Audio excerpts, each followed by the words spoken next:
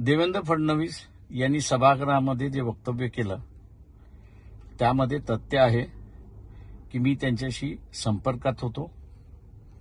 त्यांना विनंती केली की 14-15 वर्षाच्या मुली ज्या पकडण्यात आलेल्या आहेत त्यांना सोडण्यात यावं. पोलिसांनी असताना अमानुष लाठीचार्ज केलेला आहे तो ताबडतोब थांबवावा आणि कोमिंग ऑपरेशन जे सुरुवात केलंय तेही त्या ठिकाणी थांबवावं. देवेंद्र फडणवीस माजी आणि आयजी यांचा कॉल झाला हेही बरोबर आहे. आयजीने मी लक्ष घालतो असं त्या ठिकाणी म्हटलं.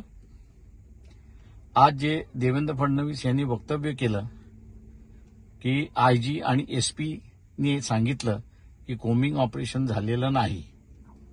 माझं देवेंद्र फडणवीस यांना विनंती आहे की त्यांनी महिला आयोग, त्याच्याचबरोबर SC/ST आयोग आणि ह्युमन राईट कमिशन यांचा जो आयोगाचा रिपोर्ट आहे आणि येईल त्याच्याकडे त्यांनी लक्ष घालावं आणि त्यानंतर आयजी आणि एसपी यांनी त्यांना खरी माहिती दिली का याचा त्यांनी तपास त्या ठिकाणी करावा आणि योग्य कारवाई करावी.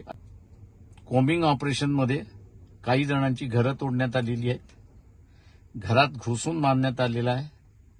एका 1.25 महिन्याची बालतीन झालेल्या महिलेला सुद्धा मारण्यात आलेला आहे. अशा सगळ्यांची असणारी चौकशी एसपी आणि आयजी मार्फत नाही तर इतर कमिट्यांमार्फत त्यांनी करावी अशी त्यांना विनंती करण्यात येत आहे. त्या सगळ्यांना कॉम्पन्सेशन सुद्धा द्यावं अशी विनंती.